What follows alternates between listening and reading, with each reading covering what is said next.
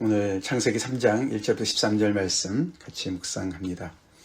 지난 주일 창세기 1장 그 끝부분과 2장 앞부분을 우리가 본문으로 해서 말씀을 묵상을 했는데, 사실 2장 4절부터 또 이제 3장 끝절까지 또 다른 이제 하나님의 그런 창조 이야기가 나오고, 그리고 오늘 본문에 이제 드디어 그 죄가 들어오는 그런 장면을 우리가 같이 이제 묵상하게 되죠.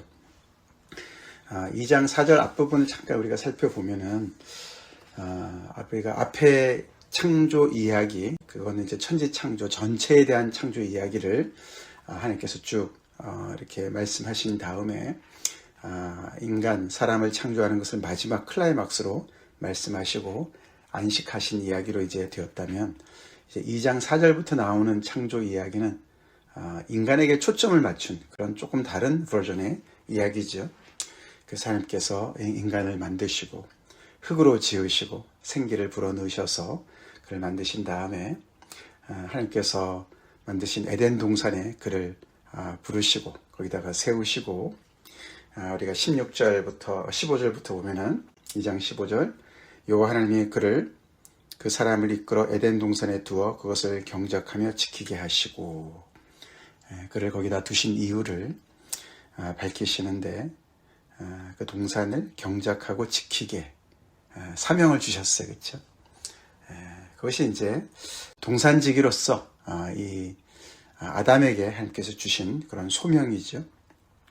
그러시고 16절에 여호와 하나님이 그 사람에게 명하여 이르시되 동산 각종 나무의 열매는 내가 이물을 먹되. 먼저 각종 나무를 다 하나님께서 주셨습니다. 그렇죠? 엄청난 은혜를 주신 것이죠. 이렇게 에덴 동산에서 살게 하시고 먹거리를 주시고 또 일거리도 주시고, 그 다음에 이제 17절에 선악을 알게 하는 나무의 열매는 먹지 말라, 한 가지 금지사항을 또한 주셨습니다. 그러시면서 내가 먹는 날에는 반드시 죽으리라 라고 말씀을 해주셨죠.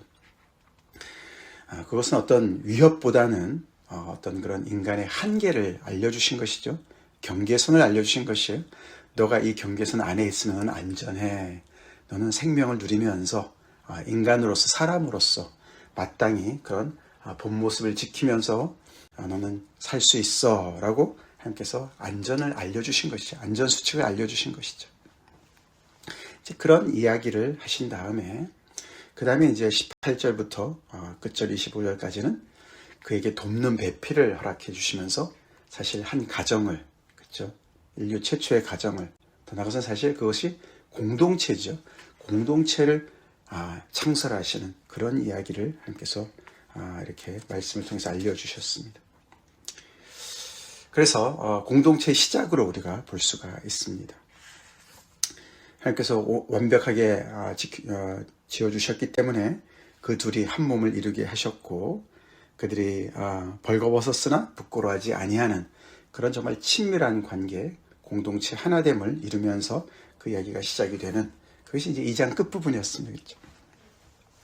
사실 그 안에서 우리가 참 하나님께서 이렇게 인간의 어떤 그런 본연의 모습, 그 자리, 인간의 그 자리를 딱 정해주신 것을 알 수가 있습니다.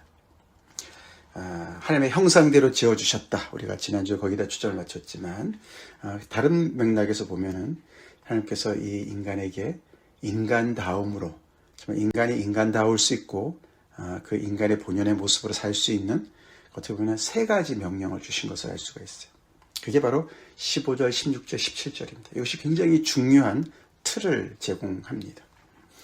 우리가 참 인간다운 모습이 뭐냐? 이렇게 우리가 질문을 해볼 때 여러 가지 우리가 얘기를 해볼 수 있지만, 이 세 가지를 우리가 기초로 우리가 이해를 해야 됩니다. 예를 들어서 우리가 물고기는 물속에서 살아야 돼요. 그렇죠?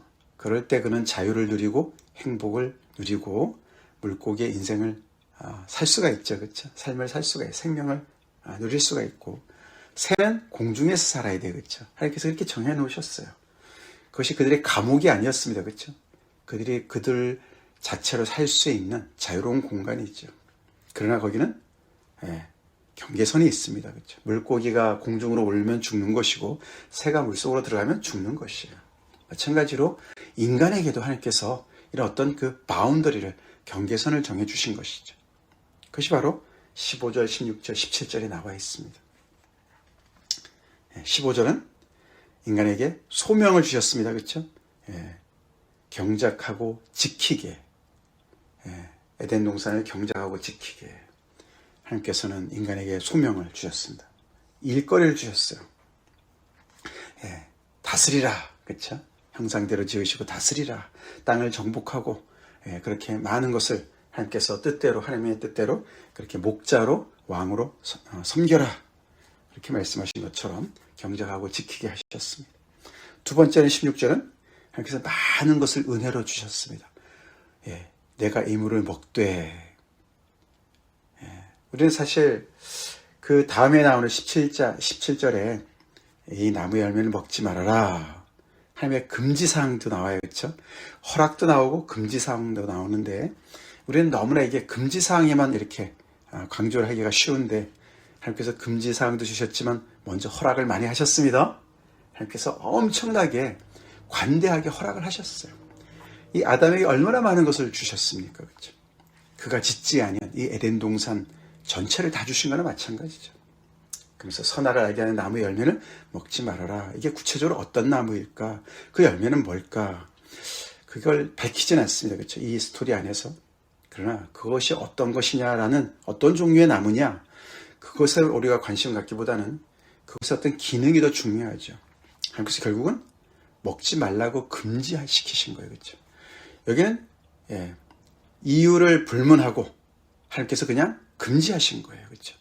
그러면 그것은 그대로 지켜야 되는 것이죠. 그렇죠? 그래서 인간에게 세 개를 주셨죠. 소명과 허락과 금지. 그 세 가지를 인간이 그 안에서 살 때만이 인간은 참된 인간의 모습을 지킬 수가 있다, 인간으로 살 수가 있다라는 것을 알 수가 있습니다. 그것은 하나님께서 정하신 것이에요. 금지사항이 하나가 있지만, 하나님께서 정해놓으신 그 경계선이 있지만, 그것을 넘어가면 인간으로서는 더 이상 모습을 지킬 수 없고 죽을 수가 있지만, 하나님께서는 많은 것을 은혜로 주시고 소명까지 주셨습니다. 그렇죠? 자, 근데 오늘 본문이 바로 이제 그것이 어떻게 무너지는가를 보여주는 첫 번째 사건이죠. 이 3장 우리가 1절부터 이제 그 앞에 7절까지 나오는 그 사건, 드디어 뱀이 등장을 하고 뱀이 하와를 유혹하고 결국은 거기에 넘어가서 죄가 이 세상에 들어오는 그 사건을 우리가 보게 됩니다. 결국 이 뱀이 어디를 공격합니까? 그 세 개 중에 금지사항을 공격합니다. 그렇죠? 금지사항을 하나님께서 분명히 그것을 먹지 말고 먹는 날엔 정녕 죽을 것이다 라고 딱 알려주셨는데, 뱀은 그것을 이렇게 약간 틉니다. 그렇죠? 약간 뒤틀어서 여자한테 의문문으로, 그렇죠? 바꿉니다. 하나님이 참으로 너에게 동산 모든 나무 열매를 먹지 말라고 하듯이 하시더냐. 하나님의 명령을 이것저것 막 이렇게 섞어가지고, 그렇죠? 자기의 버전으로 하나님께서 한 나무 하나를 딱 먹지 말라고 하셨는데, 동산 모든 나무의 열매를 다 먹지 말라고 하셨느냐? 그렇게 이제 헷갈리게 질문을 던졌고, 여자의 대답을 가만히 보니까 다 맞지 않아요. 그렇죠? 여자도 이게 정확하게 얘기를 하지 않고 하나님께서 금지한 사항을 과대해서, 그죠? 과장해서 얘기를 합니다. 그렇죠? 하나님께서 동산나무 열매를 다 먹을 수 있다고 하셨는데, 이 중앙에 있는 나무 열매는 하나님께서 말씀에 너희는 먹지도 말고 만지지도 말라. 만지지도 말라는 얘기는 안 했습니다. 그렇죠? 그리고 너희가 죽을까 하노라. 하나님께서 정령 죽으라고 말씀하셨는데 그것도 죽을까 하노라. 자기의 생각대로 이렇게 바꾸죠. 그런 이야기를 하면서 결국은 이 하나님께서 금지한 그 하나를 공격을 하죠. 그러면서 뱀이 한 발짝 더 나가서 너희가 먹어도 결코 죽지 않을 거야. 자기 마음대로 하나님의 말씀을 바꿉니다. 그렇죠? 결국 심판은 없어. 그 얘기죠. 심판은 없어. 뱀이 하나님의 이 말씀을 이렇게 왜곡시키면서 잘못된 신학을 심어놓은 장본인이 되는 것이죠. 그렇죠? 하나님을 배제한 상태에서 이 뱀과 여자가 대화를 나눠요. 그렇죠? 하나님의 말씀을 상대로, 대상으로, 목적으로 생각해서 하나님에 대해서 말을 합니다. 그렇죠? 우리 하나님에 대해서 말하는 거 위험한 것이에요. 그렇죠? 우리가 함께 말씀을 드리든가 하나님과 함께 이야기를 해야 될 줄은 믿습니다. 근데 우리가 계속 하나님을 대상으로, 연구의 대상으로, 분석의 대상으로 하나님의 말씀을 그렇게 어떤 객관 어떤 그런 객체로 사용해서 우리가 연구를 하게 되면 그것을 우리가 신학이라고 생각하는데 그거 잘못 가는 일이죠. 잘못되는 일입니다. 결국 그렇게 해서 이들은 이 하나님의 말씀을 이렇게 의문문으로 바꾸고 자기 나름대로의 생각을 집어넣고 자기 나름대로의 결론에 도달하고, 그래서 이 여자가 이 뱀의 이야기를 들으면서 하나님의 말씀에 대한 신뢰를 상실하게 만듭니다. 그렇죠? 그리고 의심을 하게 만들죠. 그러면서 결국 5절에 이제 결정타가 되는 건데, 하나님이 너네가 그걸 먹으면 너네 눈이 밝아져서 하나님처럼 될 거를 아시고 금지시킨 거야. 그렇죠? 하나님의 말씀을 완전히 정면으로 뒤집을 것뿐만 아니라 그 배후에 하나님께서 이런 의도를 가지시고 이렇게 하신 거야 라고 하나님의 의심을 강력하게 하도록 만들었습니다. 이 뱀이 어떤 존재일까? 사실 이 창세기 3장에서는 뱀이 사탄과 연결되어진다, 악이다 이런 얘기 하지 않습니다. 그렇죠? 그런 얘기는 전혀 없습니다. 그냥 뱀은 1절에 하나님, 여호와 하나님이 지으신 들짐승 중에 하나고 피조물 중에 하나라고 그랬습니다. 그렇죠? 하나님의 지으신 그런 피조물 중에 하나고, 근데 가장 간교하다. 이 간교하다는 말은 굉장히 아주 그냥 머리를 잘 쓴다 그런 얘기죠. 비상하다 그런 뜻이죠. 그래서 여기에 어떤 나쁜 뜻이 있는 건 아닙니다. 사실은. 근데 결국은 이렇게 여자를 넘어뜨리게 하는, 하나님께서 주신 3가지 중에 하나를 공격해서 결국 그것이 넘어지니까 어떻게 해요? 하나님께서 금지한 사항을 이렇게 범하게 하니까 그 다음에 와르르 무너지는 것을 보여주는 어떤 그런 스토리 형식으로 이야기가 진행됩니다. 물론 이 뱀은 나중에 연결이 되어지는 것이겠죠. 사단과 연결이 되어지는 것을 우리가 알 수가 있고, 아담으로부터 결국은 이 죽음이 들어온 것을 이제 바울도 얘기를 하죠. 창세기 안에서는 이제 그런 얘기까지는 없고, 우리가 이런 전체적인 스토리에서 중요한 것들을 우리가 창세기만 따라서 우리가 볼 때 그렇습니다. 결국 이제 그 이야기를 들으니까 6절에 보니까 이 나무가 다르게 보입니다. 그렇죠? 이 여자의 눈에 나무가 다르게 보여요. 우리가 우리 눈이 정직하다고 생각하지만 아니죠. 우리의 마음의 의도에 따라서 우리가 보고 싶은 걸 보기가 참 쉽고, 그렇죠? 우리의 마음에 따라서 이것이 더 좋게 보이기도 하고, 그렇죠? 더 나쁘게도 보이기도 합니다. 그렇죠? 그렇게 됐어요. 6절에. 그렇죠? 나무를 본즉 평소보다도 훨씬 더 먹음직도 하고 보암직도 하고 지혜롭게 할 만큼 탐스럽기도 한 나무로 점점 더 그 나무를 먹지 않으면 죽을 것 같은, 그 열매를 먹지 않으면 내가 너무나 불행할 것 같은 그런 마음까지 주는 그 단계까지 넘어가게 되죠. 유혹의 단계를 우리가 보게 됩니다. 그렇죠? 우리가 유혹에 넘어갈 때 이렇게 조그마한 어떤 그런 의심으로부터 출발을 해서 점점 이렇게 깊어지는 걸 볼 수가 있고, 결국은 거기에 포로가 되죠.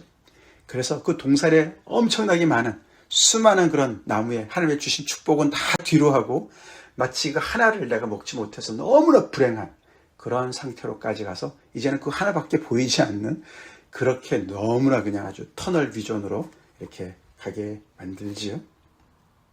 그래서 결국은 여자가 손을 뻗쳐서 그 열매를 취해서 먹었습니다. 그리고 함께 있는 남편에게도 함께 먹게 줘서 그도 먹었다. 하나님께서 절대로 금지한 그것을 범하게 된 것이죠. 그래서 결국은 이들은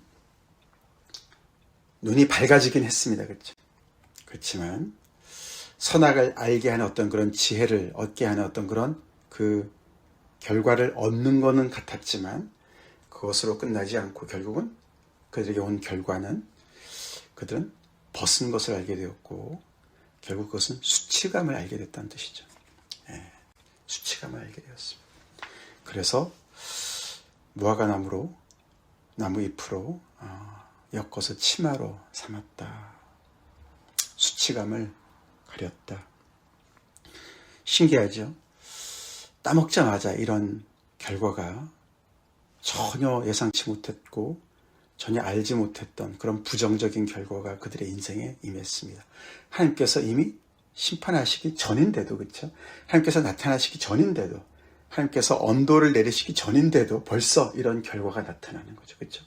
그 다음에 또 우리가 8절에 보면 어떻게 됩니까? 그들은 숨습니다. 그렇죠? 하나님께서 이 동산에 나타나셨을 때 그들은 숨었어요. 두려움, 공포. 그래서 이 따먹은 결과가 수치감과 공포를 가져다 준 걸 알 수가 있습니다. 그것은 이미 하나님께서 그들에게 이 죄에 대한 심판을 내리시기 전에 벌써 그들이 죄의 무게를 중압감에 벌써 느끼고 있는 그런 죄의 벌이었습니다. 그렇죠? 한순간에 정말 이렇게 하나님으로부터 지음을 받아서 하나님의 그 사랑 안에서 신뢰하고 순종했던 그런 아름다운 스토리가 죄와 벌의 스토리로 바뀌었습니다. 그렇죠? 우리가 도스토옙스키의 그런 죄와 벌의 그 소설도 보면은 그 주인공 라스콜리니코프가, 그렇죠? 죄를 지은 다음에 몰래 사람을 죽인 다음에 자기도 모르게 그 죄의 중압감에 짓눌리지 않습니까? 그래서 막 환청을 듣게 되고 말이죠.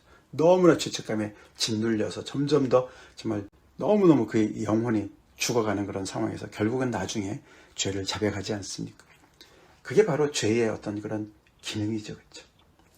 하나님께서 벌을 하셔서 그때부터 벌을 받는 게 아닙니다. 그렇죠? 우리가 벌써 죄를 짓게 되면 그 결과를 이렇게 벌써 알게 되는 거예요. 그게 수치심과 공포심이다.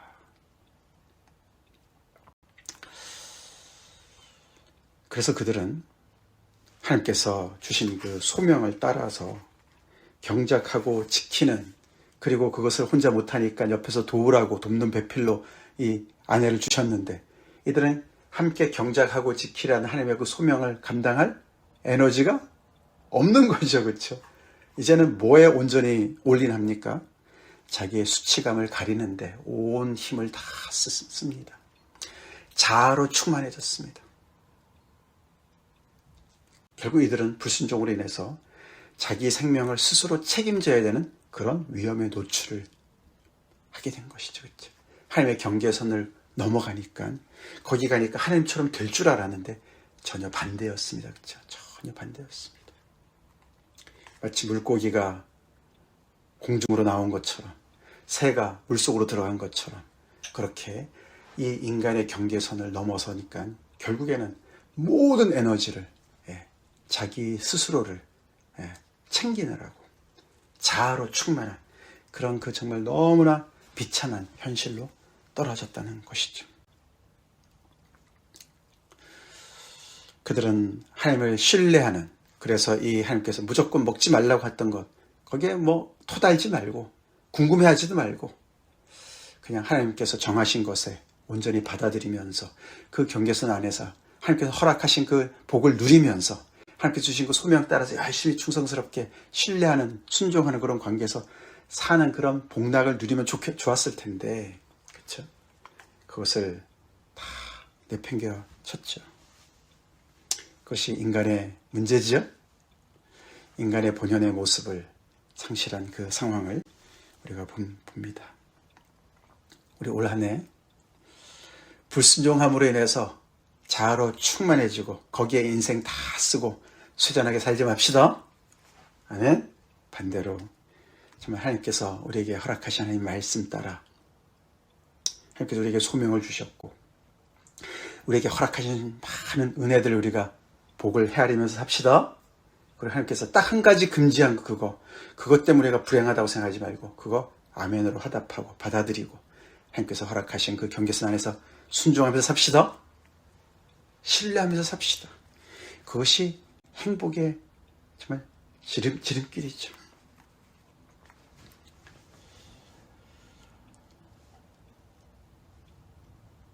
그 자신의 벗은 것을 가리기 위해서 인간은 그 다음부터 정말 온갖 힘을 거기에다 다 쏟습니다. 아무리 애써도 할 수 없어요. 그렇죠? 가릴 수가 없습니다. 무화과나무 잎을 가렸지만 그거는 임시방편일 뿐이고 결국 우리가 내일 보지만 하나님께서 가죽 옷을 해 입히십니다. 그렇죠? 해 입히세요. 하나님의 은혜죠. 첫 번째 은혜입니다. 근데 결국 본인들이 못하니까 하나님께서 해주셨고 결국에 이 수치를 예수 그리스도께서 덮어주셨어요. 할렐루야. 그렇죠? 다 덮어주셨습니다. 이들의 정말 이 공포심을 하나님의 온전한 사랑으로 이 공포심을 몰아내 주셨습니다. 이들이 불순종함으로 말미암아 하나님의 그 사랑이 완전히 변해져서 이제는 엄청난 공포에 사로잡혀서 숨었습니다. 여호와 하나님이 아담을 찾아오셨습니다. 그를 부르셨습니다. 내가 어디 있느냐 찾으셨습니다. 이것이 다 길 잃은 양을 찾은 목자의 음성인 줄로 믿습니다. 그렇죠? 이미 다 아시지만서도 죄지어서 그 경계선을 넘어간 이 인간, 하나님의 형상대로 지음을 받은 이 인간인데 이런 소명을 다 뒤로 하고 하나님께서 주신 그 엄청난 축복을 다 버리고 그 하나님께서 금지한 그 하나를 범한 이 인간을 하나님께서 당장 요절을 내지 않으시고 이런 순간에도 아직 살아있다는 게 신기하지 않습니까? 그죠? 정령주의라고 하셨는데도 여전히 있어요. 하나님께서 가서 찾아가셔서 대화를 하세요. 질문을 하세요. 그렇죠? 기회를 주시는 것이죠. 돌아오라는 기회를 주시죠. 예. 그래서 내가 벗었으므로 두려워하여 숨었습니다. 이것이 불순종의 그 현 주소였습니다.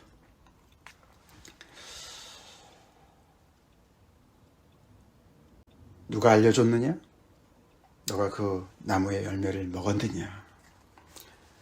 그러면서 우리가 그 12절 13절에 아담은 자기 와이프를 책임을 그에게 전가를 하고 그 또 여자는 하와는 결국은 그 책임을 뱀한테 돌리고 그게 뭐 사실이 아닌 건 아니지만 결국은 그렇죠. 계속 책임 전가를 하면서 이 공동체가 와해되는 것을 우리가 목격하게 됐죠. 이 남자와 여자 한 부부의 어떤 그런 어떤 그런 문제뿐만 아니라 그것은 인류 전체를 얘기하는 것이고 그것이 또 어떻게 이 자연 세계인 뱀과도 이렇게 완전히 그냥 서로가 블레임하면서 완전히 너무 무너지는 그런 모습을 우리가 오늘 목격하게 되는 것이죠.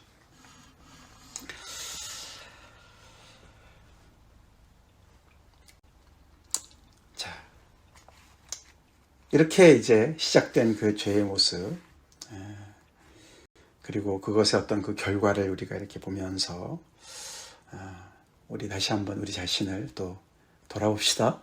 우리 창세기 말씀을 통해서 하나님의 그 지음받은 참 사람으로 인간으로 산다는 것이 어떤 것인가? 하나님의 자녀로 산다는 것이 어떤 것인가? 하나님의 형상대로 산다는 것이 어떤 것인가? 그 안에 하나님의 소명이 있고 하나님의 엄청난 축복이 있고 동시에 금지사항이 있습니다. 금지사항이 있습니다. 그것을 우리가 넘어가는 순간 우리는 모든 것을 다 상실하게 된다는 것이죠. 하나님께서 주어주신 그 경계선, 우리 그 경계선에서 계속 그냥 넘나들면서 인생 낭비하지 맙시다. 하나님께서 허락하신 그 축복이 얼마나 많은데 그 안에서 마음껏 자유를 누리면서 하나님을 사랑하고 신뢰하고 순종하면서 하나님께서 우리에게 주신 이 동산을 경작하고 지키라는 하나님의 놀라우신 은혜, 그 축복된 그 삶 속에서 우리가 살아갑시다. 혹시라도 우리가 범했다면, 죄를 범했다면 우리 빨리 돌아옵시다. 주님 앞에 다시 돌아오고 하나님 앞에 다시 돌아오고 책임 전가하지 말고 하나님께서 허락하신 그런 놀라우신 은혜 가운데 계속 머무는 우리가 되도록 기도하겠습니다. 하나님 감사합니다. 새해 우리에게 창세기 말씀을 주시고 또 오늘 창세기 3장 말씀 우리가 묵상하며 어떻게 죄가 들어오고 어떻게 넘어졌는지 그 결과가 무엇인지 우리가 묵상하며 또 우리 자신을 돌아봅니다. 하나님께서 우리에게 참 금지한 사항도 있지만 참 아버지, 보다 더 큰 하나님의 놀라우신 축복, 은혜, 우리에게 소명을 주시고 우리에게 많은 은혜를, 축복을 주신 그 놀라운 사실 안에서 아버지, 그 안전지대에서 우리가 늘 아버지 하나님 앞에 순종하며 신뢰하며 아버지 살아가는 올 한 해가 되길 간절히 기도합니다. 그 경계선을 넘어서서 내 인생 내가 책임지겠다고 자아로 충만한 인생 살다가 비극적인 수치감과 공포심에 사로잡힌 그런 아버지 주인공이 되지 않도록 인도해 주시옵시고, 그 모든 것을 새롭게 아버지 하나님의 구원의 길을 열어놓으신 주님의 그 은혜 가운데서 늘 정말 아버지 하나님의 그 놀라운 축복 안으로 더욱더 깊숙이 들어가는 올 한 해가 되게 하시고, 주님의 그 정말 소명대로 주신 그 은혜대로 살아가는 저희가 되게 하여 주시옵소서. 예수님 이름 받들어 간절히 올려옵나이다. 아멘.